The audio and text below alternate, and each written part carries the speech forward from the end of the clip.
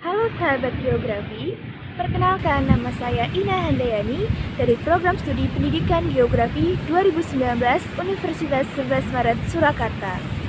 Sekarang saya telah berada di Pantai Petanahan. Pantai Petanahan sendiri merupakan salah satu pantai yang berada di Kabupaten Kebumen. Tepatnya yaitu di Desa Karanggayam, Kecamatan Petanahan, Kabupaten Kebumen. Pantai Petanahan merupakan salah satu pantai yang berada di selatan Pulau Jawa, yang termasuk pantai yang memiliki ombak yang besar. Ombak juga biasa dikatakan sebagai gelombang. Dan ada 3 unsur penting dalam ombak. Yang pertama yaitu panjang, yang kedua yaitu tinggi, yang ketiga yaitu periode.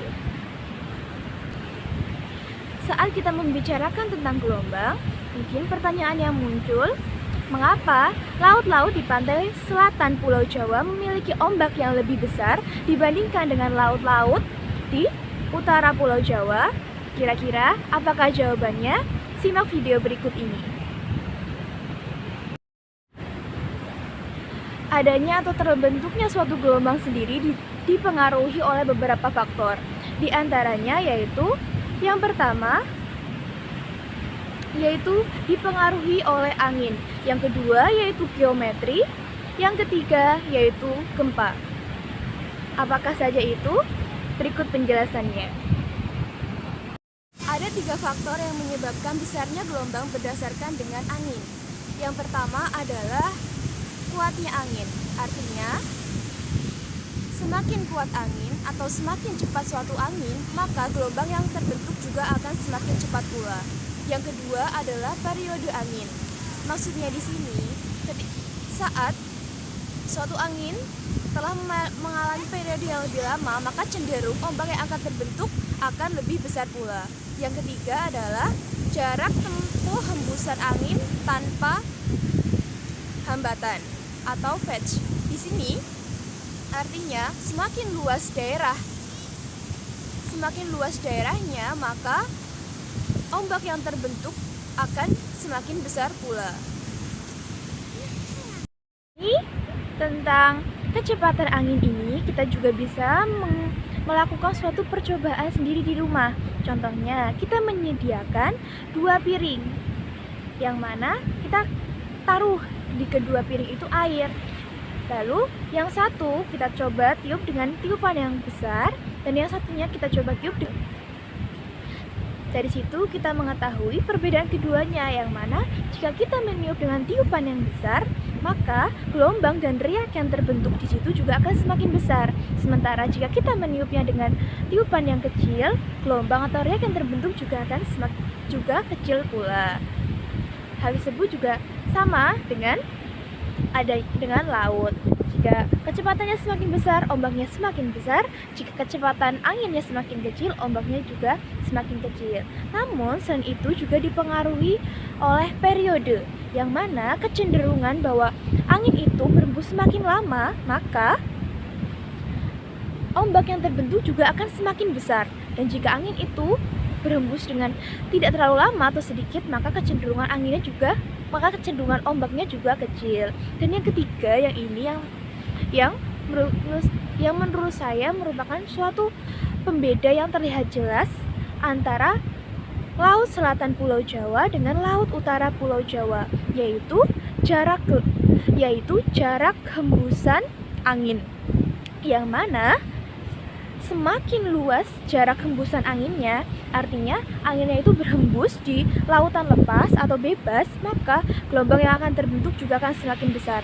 Sementara jika di tempatnya itu tidak terlalu luas, maka gelombang yang terbentuk juga akan semakin kecil. Jika kita memperhatikan Pulau Jawa di bagian laut utara Jawa, maka daerah atau daratan yang paling dekat adalah wilayah Kalimantan sebelah timur. Dan untuk wilayah selatan, yaitu laut Jawa di bagian selatan, daerah atau daratan yang paling dekat adalah benua Australia. Dan untuk jaraknya, lebih jelasnya simak video berikut ini. Mengenai jarak hembusan angin, saya akan menjelaskan tentang perbedaan yang mana Laut Selatan Jawa dengan Laut di Utara Jawa melalui sebuah peta, yaitu sebagai berikut. Di sini saya mengambil satu titik, yaitu berada di pantai utara Pulau Jawa, tepatnya di daerah Kudus. Saya mengambil titik ke wilayah paling dekat dengan laut tersebut, yaitu Kalimantan bagian selatan. Dan melalui pengukuran yang saya lakukan, didapatkan bahwa jaraknya yaitu sekitar 376 km. Sementara untuk wilayah selatan Pulau Jawa, saya mengambil titik di laut di Yogyakarta. Lalu saya hubungkan dengan daratan terdekat yaitu benua Australia. Dan didapatkan bahwa jaraknya yaitu mencapai 1.500 km. Yang artinya dari hal tersebut kita mengetahui bahwa wilayah selatan Pulau Jawa memiliki jarak hembusan angin yang lebih besar dibandingkan dengan laut di utara Pulau Jawa, sehingga gelombang yang terbentuk di selatan Pulau Jawa lebih besar dibandingkan dengan gelombang yang terbentuk di laut utara Pulau Jawa. Dari video tersebut, kita bisa mengetahui bahwa daerah Jawa, yaitu pantai di utara Jawa, jaraknya dengan wilayah Kalimantan sebelah selatan yaitu sekitar 300 sampai 500 km.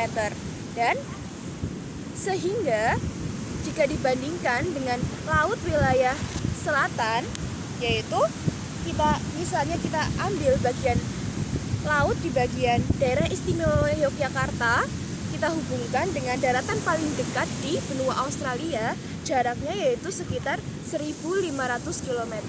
Dari sinilah kita mengetahui, seperti yang saya jelaskan tadi, bahwa semakin luas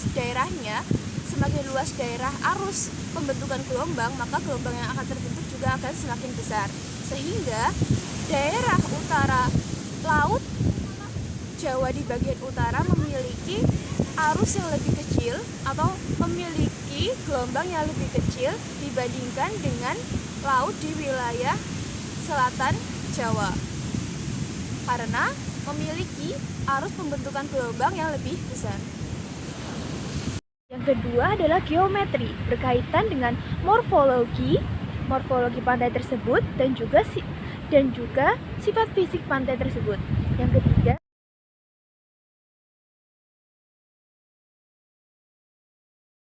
selain hal tersebut pula, ada satu faktor yang menyebabkan terbentuknya suatu gelombang, yaitu dikarenakan suatu bencana alam, yaitu gempa bumi yang berada di dasar laut, yang bisa